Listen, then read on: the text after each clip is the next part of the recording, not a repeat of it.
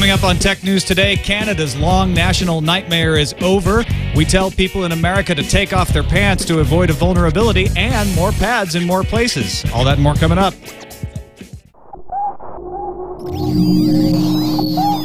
Netcasts you love. From people you trust. This is TWiT. Bandwidth for Tech News Today is provided by Cachefly at CACHEFLY.com.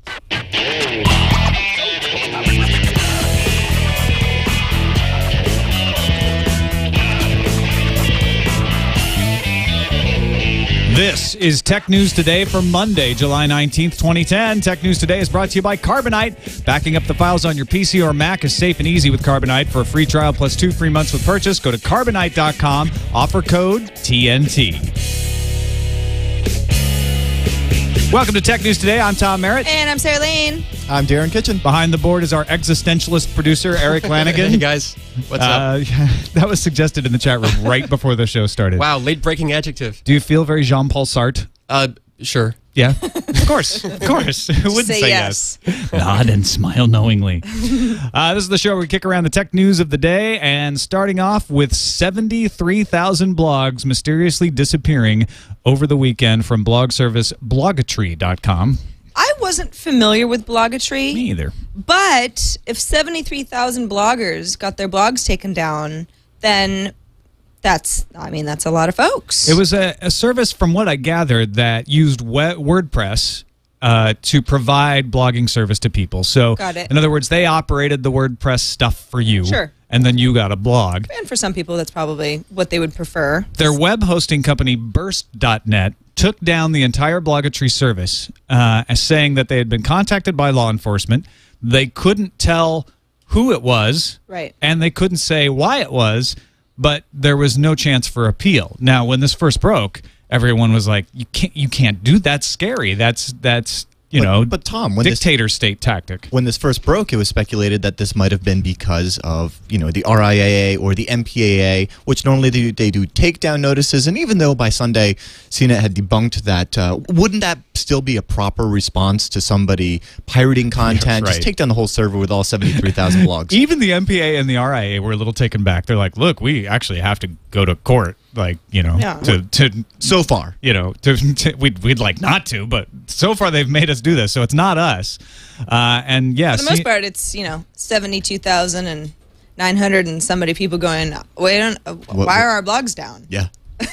Will you give me my blog back, please? Can I please have my So what happened, blog? Tom? Well, according to Greg Sandoval at CNETnews.com, the FBI had contacted Burst.net and sent them what's called a voluntary emergency disclosure of information request. Voluntary. The letter said terrorist material, which presented a threat to American lives, had been found on the server hosted by Burst.net and asked for specific information about the people involved.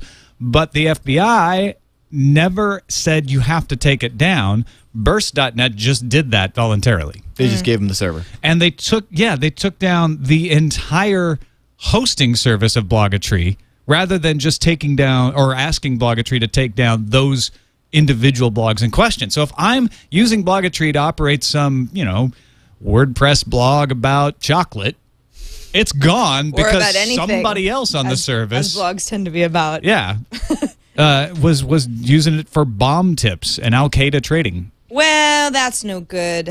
What is it about the bad apple and the bunch? One of them spoils all of that. Right. Yeah. Chocolate included. A source with knowledge of the investigation said that the material allegedly found on Blogatree servers connected to an online magazine called Inspire, which debuted recently. Numerous news outlets reported over the past weekend that Inspire is designed to help recruit new members to Al-Qaeda and is edited by Samir Khan, a 24-year-old North Carolina man who moved to Yemen last October. That's all from Greg Sandoval's story at CNET. I mean, does this sound to you guys like kind of just a knee-jerk reaction on the part of the company, just being like, just take down the server. We don't want anything to do with this. We want everything that could possibly be associated with us. Just kill the whole thing, and then we'll apologize to people who are affected later. Right. And now when you're looking for your next co-location facility, don't think of this one. Yeah, I think Yeah, exactly. And why? Why? For some, and not like I'm going to play, the I'm not going to sympathize with the terrorists here. Not that I advocate, that or anarchism or whatever. But come on, bomb making, text files and stuff. Like, isn't that what the internet was built on? On bomb making. Yeah, anarchist cookbook kind of stuff. Jolly Rogers cookbook. I mean, showing how to make a nuclear weapon. There's a lot of history of this sort of controversial stuff, and I don't know if I'd say the internet was built on it, but I know that it was part of the history of its heritage. Yeah, this free speech heritage. No, I hear what you're saying. That is a harder line to walk the part that upsets me. than what the FBI is saying. Look, we just wanted some information on the people behind this, and you overreacted and took it down. I can imagine a situation where the FBI comes in and says, look, we're not going to say it outright, but we're going to imply very heavily that you need to take this down. And Burst.net freaking out and saying, look, it's the FBI, it's the Patriot Act, and in the days in which we live, we don't want to run anywhere close to afoul of any of this. It's terrorism, and we're scared, and we're out, and we're just going to pull the plug. When what should have happened is the FBI should have gone to Blogatree and said, we need information on this. Under court order of secrecy, give us the name of the information, because the people were getting the service through Blogatree, not through Burst.net. They went to the wrong source, in my opinion. And I wish that I could, I wish that somebody had a magical link in the chat room that would actually tell me what other services, what they do when they get these voluntary emergency disclosure of information requests. Because that's kind of something that you would like to know what your ISP does when they see one of these. So yeah, it's a sign of the times in which we live that you go anywhere near anything that even smells of terrorism, and free speech is gone. Yeah, there is in this particular instance, yes. And it doesn't matter if you're not even talking about it; you can get caught in the crossfire here. Well, I'm sure more details will trickle out about this, and we will discuss them later on TNT. But if you've got an opinion on this, maybe you think this is exactly right. This is what should happen. And if you lose your blog about cats in the process, well, so be it. It's all in the name of protecting our security. Or if you think this is, like Darren, this is what the internet was built on, and it's a travesty that it gets. Send us an email, tnt@twit.tv. Meanwhile, we're going to get excited about 4G. We are? Because it's fast. Yeah. You know how fast it is? How fast? 5 to 12 megabits a second. Hey. And you know what that means? With a 2 gigabyte cap, you could download it all in a matter of 22.75 minutes. Oh, download all what? You could fill your cap. You could... Oh. Yeah, you could reach your 2 gigabyte limit. Who's got the cap? All of Blogatree's Yes, blogs. you could download all of Blogatree's. You get those 73,000 blogs. Yes, G-zipped. Yeah, so there's a few rumors out here, and Gadget reporting on an internal document that says 5 to 12 megabits per second. Oh, you know what though? There's some FiOS stuff. Phil Hewlett from KFWV pointed out there's some FiOS stuff that's 12 megabits per second. That's slow. So if I've got FiOS that's slow, yeah. And then I go and I see that 4G can be faster. Yeah, there you go. This could be you could be cutting your FiOS, your fiber connection, in order to get 4G. Sure. LTE. I mean, hey, didn't we all just lose our landlines? So Tom still has his. I No, don't. He doesn't. Oh, really? I don't. You're left, finally I left it behind in the move. Yeah. Okay. How's it feel? So far, it doesn't. It's been affecting your ability to dial up, hasn't it? Yeah, my dial connection's a crap now. Yeah. It's like I just can't His even get a acoustic connection. couplers Making get the no noise doesn't love do the anymore. same thing. I keep trying to dial up through Skype, but I'm not online. Yep. But Darren, I think you made a good point that until these companies remove the caps, they're going to actively prevent people from switching to this as their only ISP. Which is probably what they want. I mean, Exactly, They probably want you to subscribe to their Verizon FiOS service for home and then their Verizon 4G service for out and about. Exactly. Yeah. So we're still under the idea that November 15th we'll get the announcement, and that by the end of the year we'll turn it on in several cities. We could see some 4G tablets in 2011.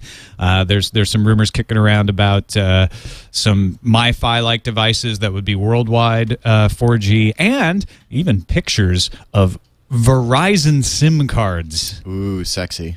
That's just cats and dogs sleeping together. It's a SIM card, but it says Verizon on it. It's so It unnatural. says 4G too, so you know it's good. So you know it's fast. Yes. Yeah, it's just weirdness to see that, but that's the way LTE will work. And in the future, Sprint in my opinion, will dump WiMAX and they will go to LTE, and then all of our carriers in the U.S. will be on one standard. Yeah, I'm digging the LTE. I was a long believer in WiMAX for a long time, but I think it's doomed. I got friends in Ireland right now rolling out the WiMAX, and I keep saying, what about the LTE? Well, the nice thing about WiMAX, you can convert your WiMAX equipment to LTE with software upgrade. That's really cool. So you can hedge your bets a little bit. Meanwhile, Apple had a little press conference on Friday. I don't know if you heard about it. I didn't. What happened? They compared the antenna problems they've been accused of having with antenna problems with other manufacturers. Oh, that press conference. Yeah, Sorry. yeah. They said all the smartphone have this problem. It's not just Apple. Why are you picking on us? They weren't Right. passive aggressive about They it. said, were they? look, RIM has this problem with the BlackBerry Build 9700. HTC has this problem with the Droid Era. Samsung has this problem with the Omnia 2. Wow. RIM got pissed. Well, I mean, I think RIM got the most pissed. you could hardly. The whole idea that this happened is not. Of course, Apple did this. You know, they were forced. Well, they're not necessarily forced. They felt forced into a corner to have to say, "Listen, there are antenna issues with all sorts of carriers, all sorts of phones. It's not just us. Stop it." Yeah, although it's worse with the iPhone 4. And Antec has showed that pretty definitively. Consumer Reports has showed that as well.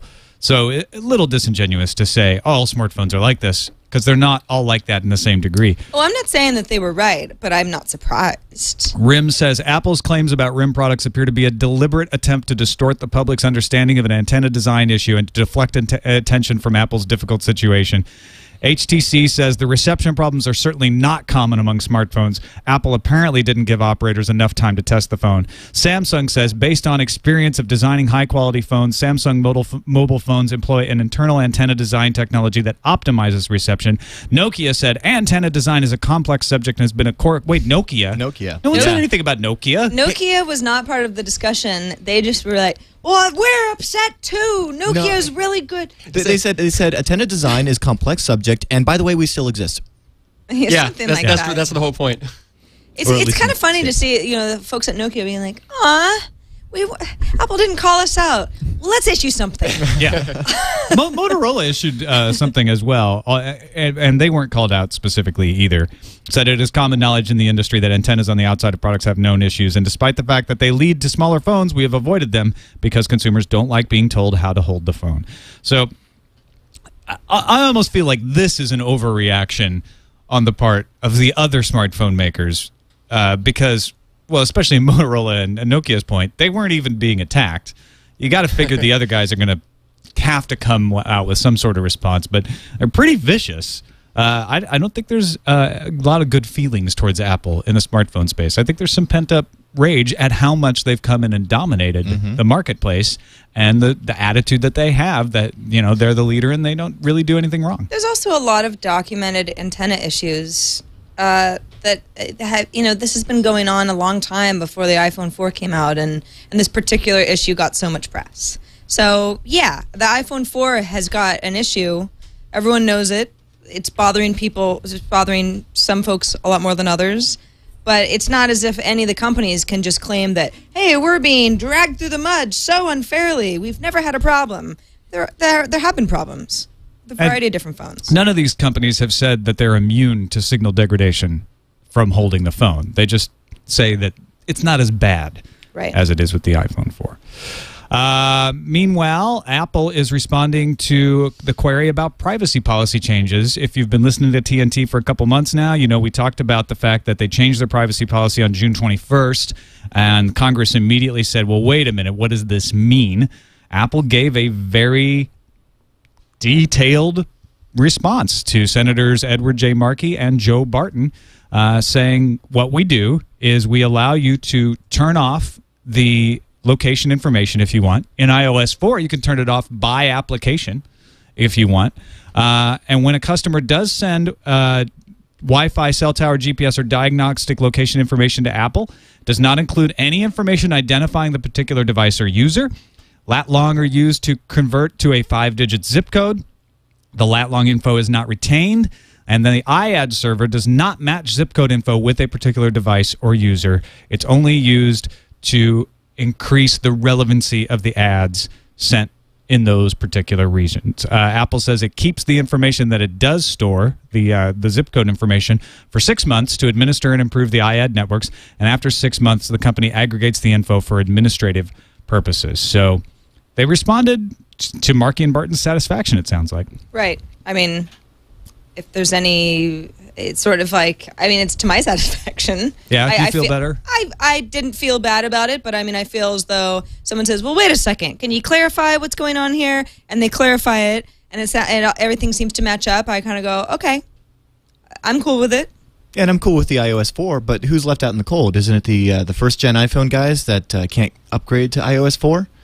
Yeah, well, you are using a very old phone in phone years at that point. Okay, in phone years. But it's baby out with the bathwater for you guys. If you can't upgrade to iOS 4, you have to turn off all location information or leave on all location information. So, or I guess you could just selectively turn it on and off, because one of the things, one of the biggest privacy things that I've seen come up is just the whole taking photos and uploading them to like TWiT or something like that. And since you've got your geolocation service turned on so that you can, I don't know, use something like Google Maps that's actually useful, well, then you've also put in the EXIF data, your exact location of where you took that photo. Yeah. It gets hairy. Yeah. Some of that location With stuff. iOS 4, it's better because you can turn it off for the camera and leave it on for the rest of the stuff, which is nice. But just thinking about those poor guys with the silverbacks. A lot of celebrities out there, right? Right, yeah. In fact, there are a lot of celebrities out there, There are a lot of celebrities out there that have right now. Yes. Outside the cottage. Right outside the, hey, Kim Kardashian. Lindsay. Yeah. Lindsay. Nate Beck sent me this. He actually, based on some of this discussion that we had last week about this, went ahead and wrote some Ruby tools that go ahead and harvest TwitPic photos and other, YFrog and other photo hosting services. Based on, he did 147 celebrities, and a very interesting blog post I'll have in the show notes here, where after 11,688 images that he gathered, 878 of them had geolocation information in there, so about 7.5%, and he was able to, and we're not talking about just like Adam Savage from like MythBusters, but Tom Hanks. There you go. So it's a very interesting visual tool he's written, and I'll be playing with that here on Hack 5 soon. The idea being, I mean, if you're uploading something on Twitter via TwitPic, and you've got a stalker, there you go. Well, stalker is pretty clear on where you are or where you just were. Can find it out rather quickly. Yeah. Speaking of location. Yes. I was helping you with your segue. To the Windows shortcut 0-day exploit? No, I guess I went too far. Never mind. I'm not going to do segues anymore. Actually, let me save that one. Say it again. Speaking of location. It's good to know that your data is backed up in whatever location you're at. Whether you're at home, on the road, you want access to that data, and Carbonite provides that. Carbonite is the leader in online backup. Unexpected computer disasters happen all the time, and if you're backed up with Carbonite, not only can you restore from anywhere, but you can access your data from anywhere. They actually have some apps that you can use to access your data on your iPhone or your BlackBerry. Those apps are free, so Carbonite backs up all your files, keeps you secure. It's easy to use whether you're a computer novice or a full-fledged techie. If you back it up, you can get it back from wherever you are. And, hey, do you have 15 cents? I do. That will allow you to back up your data for 1 day. 1 day. 15 cents a day. $55 a year, PC or Mac. Try it for free. Go to Carbonite.com. Yeah, I said free. Carbonite.com, enter the offer code TNT, or if you decide to buy the service after your free trial is over, you'll get 2 months free, more free, with the offer code TNT. Be sure to sign up for the free trial from the homepage to get the 2 months free, and you don't even need a credit card to try the free that leads to free. That ends up being $55 a year after all the free is over, which is only 15 cents a day. Just to clear that up. Carbonite.com, offer code TNT. Now, would it back up any files on Windows? It backs up by default all but your music and your video. Oh. But you can go in and tell it to do that. I could specify it to back up my shortcuts. I wouldn't want to lose my shortcut files. Yeah. You know what? You might want to be careful with those shortcuts, because if you're browsing to them in Windows, you might be activating a rootkit. No. Yes. No. How? Reports have been circulating. As they do. As they do, about an exploit that is generally being used with a USB stick, although I might be familiar with those. it can happen with a lot of other different vectors, but it takes advantage of an exploit in the way Windows communicates a shortcut link to the control panel. So all you have to do is view the shortcut, and you've activated the exploit. Oh, kind of like, wow, has it been 5 years now? The WMF vulnerability? Anybody remember that? Where just looking at an image could exploit your computer? Yeah. Well, that's a So shame. if you're just sort of in a folder looking around, all of a sudden. Imagine I gave you a thumb drive and it had, I don't know, like an icon or it had a shortcut within it, and when you opened it up in Windows Explorer, well, you're owned. Yeah. Very rude. You don't have to. You Because don't have to. You didn't even click on it. Yeah. No. And in but fact, it if you loaded. have auto run on, you Well, don't even there- have to do anything. You just plug it in, and it will And that's the automatically end of open. that. Yeah. Not like that's a mitigation, but you should probably be turning auto run off anyway. For many reasons, you Yes, should for turn many auto reasons. run off. There's only 1 or 2 workarounds for this so far, right? Right. The one that's the one workaround is to go ahead and in the registry disable shortcuts even having icons. So that's kind of like getting naked. because Little- your yeah, clothes little have the pain- vulnerability. little I don't pain get on the it. UI, Yeah, right. it's gonna.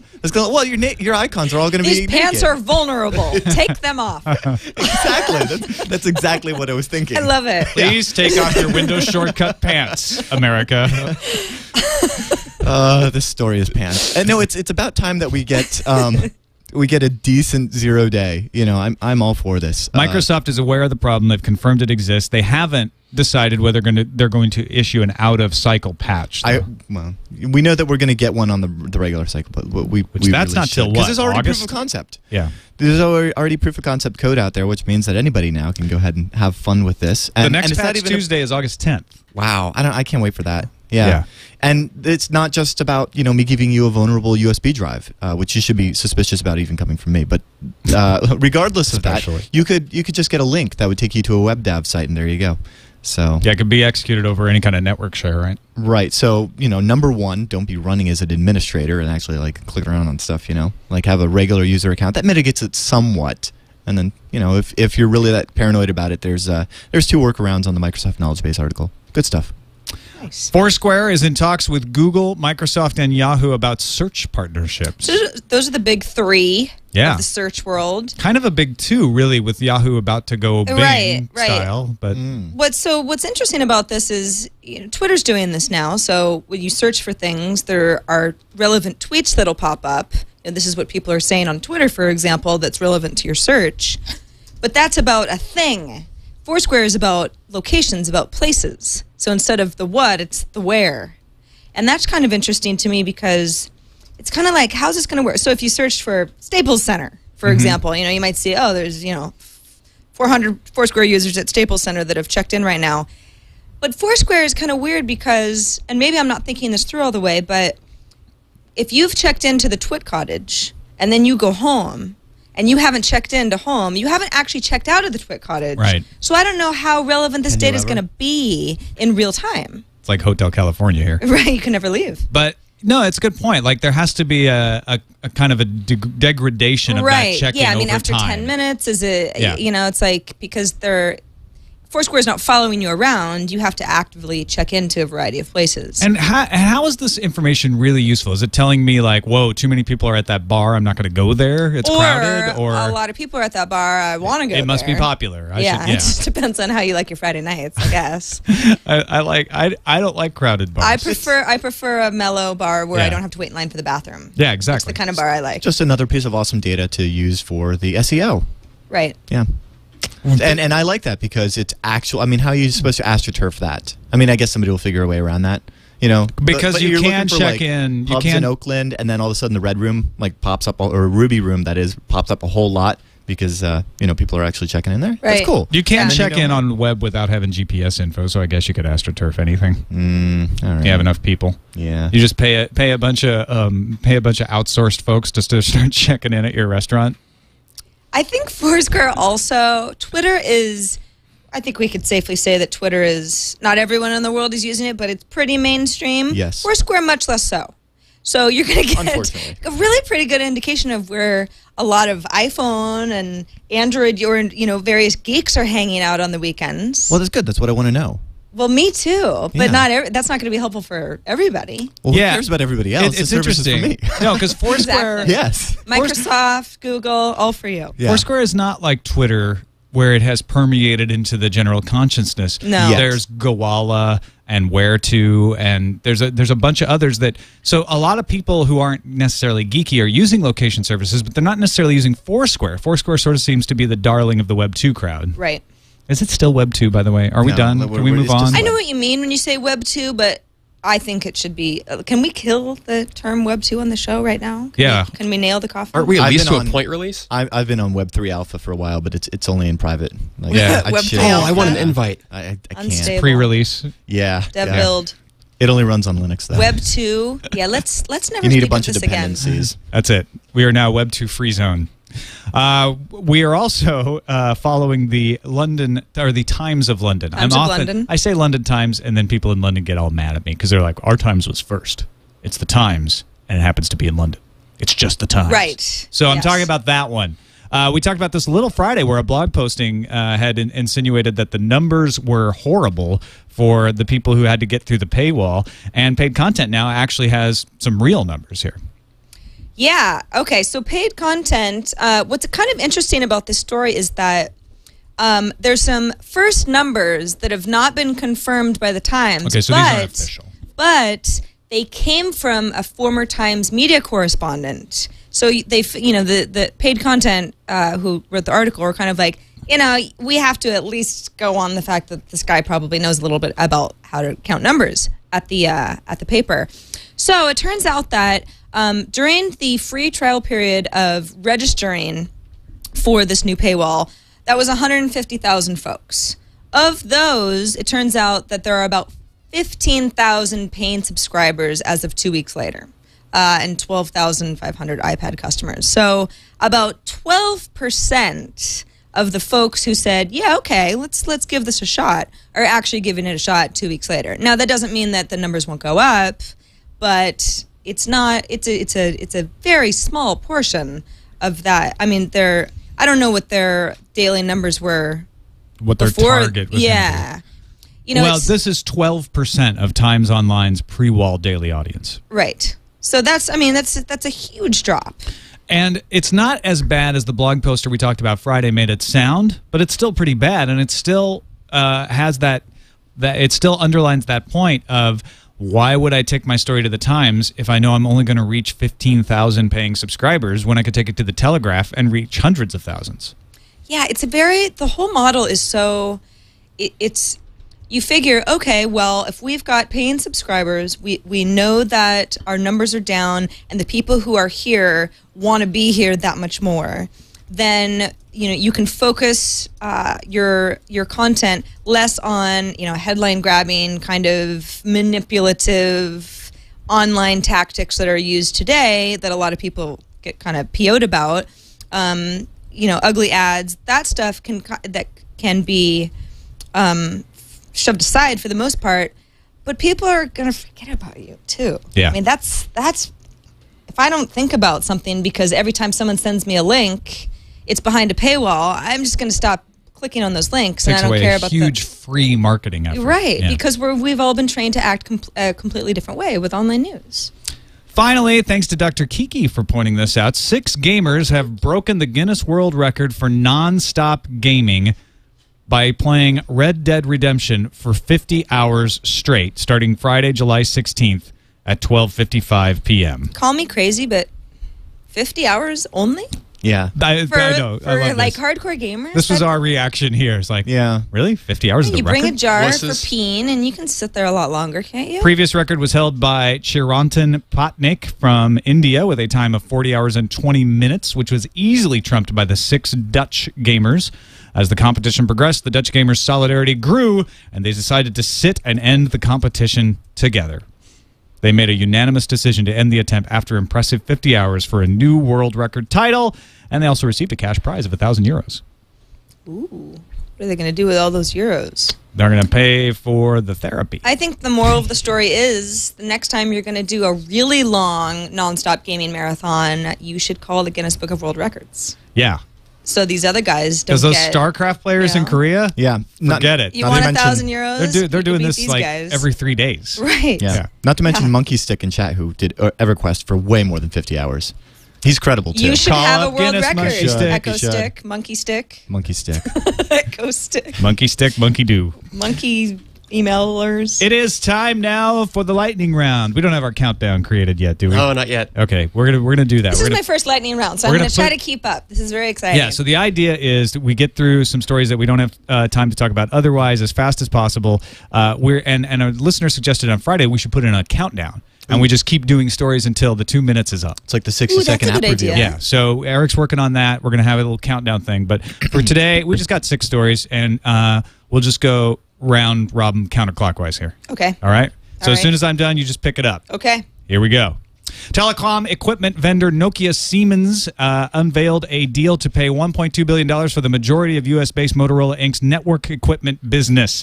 This is not Nokia buying Motorola the way you think it is. Nokia Siemens will take over most of Motorola's network equipment assets, such as its GSM and CDMA business, while Motorola will retain control of the less widespread IDEN technology and a number of other assets, such as network infrastructure-related patents. According to WM experts, Verizon is ceasing sales of the Microsoft Kin phone and sending the stock back. Sharp recently announced that it will be the first Blu-ray disc maker to launch a recordable triple-layer Blu-ray format with 100 gigabytes of storage, twice the capacity of the current Blu-ray discs, and in other news, 2 terabyte hard drives for $100. Canada's long national nightmare is over. Netflix is coming to Canada, so you can stop emailing me about how you don't have Netflix every time we talk about a Netflix story. It's done. It's over. Although you are only getting streaming, so you can email about how you don't get to order the disc through the mail. So I something to complain about. HP files for Palm Pad trademark, a WebOS tablet, perhaps? And Apple's magical trackpad gets FCC approval. I would rather it be a tripod. But it's Apple, so of course it would be magical. Yeah. This tripod can stand on one leg. Bluetooth-enabled tripod. All right, that's the lightning round. Thank you, everybody. We need a lightning sound effect. We do. We need a little thunder, a little lightning. Yeah, little weather. Bring the weather. We should do that on TWiT. I could send you that lightning Oh yeah, if you want. yeah. Send that to It's a Eric. That'd be one. good. On to the calendar, Sarah. Yes, so the iPad is available in 9 more countries starting this Friday, including Mexico. And I don't remember the other 8 offhand. Why can't I? Austria was another one. And 7 other lucky countries. Anyway, the point is the iPad is now... Netherlands, New Zealand, Singapore, Ireland, Hong Kong. yeah, those ones. Sorry for the brain fart, everybody. The point is the iPad is available in more places, and that's good news for those who like iPads. More pads in more places. Windows Phone 7 hits technical preview milestone. You guys. Beginning the first week of August, expect an explosion of lawsuits around the nation, the reporter warns. Droid 2 being prepared for launch, set to arrive August 23rd. That's the rumor. And those who got their iPhone 4 on launch day are running down their last week to return the phone in the 30-day window. This is from emailer Steve, and thanks for that, Steve. That's something that hasn't really been talked about that much. I think a lot of people haven't realized. And actually, I think it would have been kind of nice of Apple. You know, they had their little conference on Friday. Why didn't they extend it to 60 days? That would have been a nice thing. That would So have been a everyone nice doesn't have to gesture. scramble. If you got 1 week left, Free bumper. free bumper. You get free bumper. 60-day window would have been okay. You know, and the thing is, here's the thing. I bought an iPhone on launch day. Will I be able to even get my free bumper to find out if it works before my 30-day return is up? Oh, good point. Because I didn't buy a bumper, but if I can get the free one, it's going to come after I'm done. So if I go, you know what, this bumper thing still isn't working out for me, I'm past. I'm past the 30-day return soon. That's a good point. From Nick by email to TNT@twit.tv. Hi, Leo, Tom, and crew. Could you please tell all your listeners you know about the Australian federal election that's coming up on the 21st of August? The Labour Party's communication minister, Stephen Conroy, wants to censor the internet. We've talked about this on TNT before. But we have a way to stop him as the biggest supporter of the filter, no matter who wins the election. If you put Conroy last on the Senate ballot for Senate, he could be voted out at the election. It doesn't even matter if you're a Labour supporter. supporter, you can still vote for Labor and vote out Stephen Conroy. Here's a site that someone made that details how to do it, filter-conroy.org. Internet censorship has allowed China and Iran to stop free speech in those countries. We can't allow the same thing to occur in Australia. What I like about this is they have the ranked choice voting in Australia, so you can hack the system to eliminate one single person while still supporting your party if you don't like Conroy's filter efforts. Or if you love Conroy, you can put him first. I mean, we're not taking a position on that, but I thought it was interesting how that works. That's right. Hack the planet. Hack the planet. That's right. Kyle B. in Indianapolis writes in to say, hey there, TNT crew. Great show so far. I work at a fast casual restaurant here in the Indianapolis Is that suburb. like Applebee's or something? I thought fast casual was a dating style. But it is that. Turns Fast out it's casual. a restaurant. Yeah. So it's not McDonald's. So it's not fast food, it's fast casual restaurant. It's when you wear khakis to a fast food restaurant. And you get fast service because we're busy people. Yeah, right. Casually fast. So they're like, here you go. Not like, here's your order. Yeah. Fast casual Fridays? I like that TGI idea. Fridays. It's probly fast casual. We could start a fast When casual dining thing on fast Fridays here at casual, TWiT. go business casual. All right, anyway, All right, we should anyway. probably finish this email. Through the past weeks, I've noticed that a lot of iPhone 4s in the restaurant, and have been asking folks what they find the phone, and probably asked about a couple dozen people, and the reviews have been completely positive. Yeah, imagine that when you actually challenge somebody on a purchase that they've made, they actually back it up with positivity and not, oh, I made a mistake. No, Anyway, you know what? A lot of times people do. They're like, "Oh, this thing is crap. I'm going to take it back. I'm so frustrated with it." You hear that? You hear that sometimes. They need to wash their hands. So, Steve, maybe Steve was right, and it was all just a bunch of hype. I got an iPhone 4 too, and I haven't had any big issues either. Can I just and I can replicate? Oh, and he can also replicate the antenna issue. So he has the antenna issue, Yeah. but he hasn't had a big problem using it. And I think that's what Steve Jobs is trying to say, is there's a lot of people out there who use the phone and have no problem with it. Indianapolis is good with the iPhone 4. Well, that could be for all kinds of reasons. You may be having a problem and not even realize it. This is my anecdotal experience as well, as everybody that I've talked to, except for Erik here, seems to love the thing. So knowing full well that it's got its issue. But I mean, No, I have a big problem with it. I cannot avoid holding it in such a way that I'm touching the antenna. And I was doing testing this morning that shows I was doing speed tests and the FCC application. When I hold the phone that way, I can go from 5 bars all the way to 0, even with the bar update installed. But you're testing it. When you just use it without thinking of it, does it drop calls? Because that's what Leo says, is like, I'm not even trying to hold it right or wrong, and it just drops calls all the time. and you'll relearn, Erik. We'll send you to the Apple re-education facility. camps. Yes. I think this is also just a good example of Kyle saying he works at a restaurant. He's noticing people who have iPhone 4s, and he's saying to them, "Hey, do you like your iPhone 4?" And they're going, "Yeah, I really do." You know, the vocal majority is usually the people who are upset, right? The vocal minority. Yeah. The vocal minority. Yeah. So, I think that's folks who are happy with their phones are just happy with their phones, and they're going and eating at fast casual restaurants and not really raising much of a stink about it. I wonder what that says about iPhone users that have problems in where they eat. They probably eat at much better restaurants because they're pickier. There you go. We've learned a lot today. Yeah, if you're like, you know what, fast casual's fine enough. I'm not going to go find a local, like, hot restaurant. Then you're probably, you know what, I drop a few calls, whatever. Yeah. Should we read one more email? Yes, let's. There's one from Brian the pastor in Michigan. Hello, Brian. He says, "Hey, TNTers. Last week, Tom and Sarah were complaining about sirens and radio commercials bugging them when they were driving. How about hearing jingling and whining sounds while listening to TNT and driving? Is that a dog I heard in the background? I thought something was wrong with my car. P.S. I assume that's Tom's Django." Wait, your car sounds like a dog jingling and whining? You probably do have a problem with your car, because cars don't sound like that. Take it back. You got a lemon. In the meantime, yes, there's a dog in our studio. Yeah, Django the Sometimes dog she's is here. there. And on Friday, we had both doors closed, and she's just psychotic when there's doors closed, and she started whining at the end. I apologize for that. You know, we also asked the chat room at the time, "Hey, was the whining annoying?" And the majority of folks said, "Nah, didn't even hear See, it." we're just like Steve Jobs. Well, Look, the majority of people didn't have a problem with They were Django. fine. Less than 1%. So you know what? The For those of few you who Michigan did, pastors- we're going to send you a filter to put over your speaker that will get rid of dog whining. Less than 1% Okay. returned their MP3. there's an app for that. Yeah. So anyway, our apologies for that. But I still don't think that's the same as a siren going off on radio and making you think you're getting. Why did they do that in all the rap songs in the 90s? Because lately, that's the way that my Pandora has. No, dude. Like Name one 90s rap song that had sirens. You know, the thing is, I'm put you on the horrible spot. at the Don't names of believe the songs, but the artists, like I've been listening to a lot of Snoop Dogg and Dr. Dre and Tupac and Biggie and stuff. So it's been cool since I came here and like I listen to music on the motorcycle, so I don't lose my hearing. Right. And yeah, it's kind of a pain every time I have to like look behind me, like, is that CHP or is that the music? Is it a siren or are we just getting down? Yeah, Yeah. getting down. All right, thanks everybody.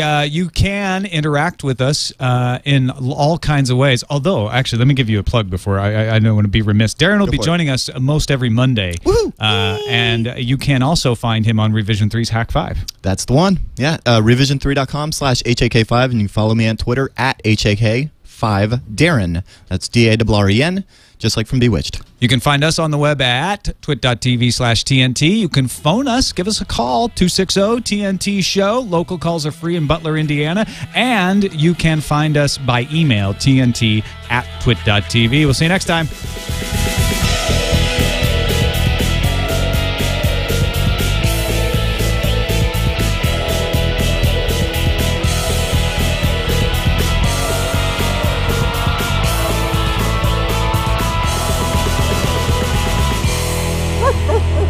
You're holding your dog wrong.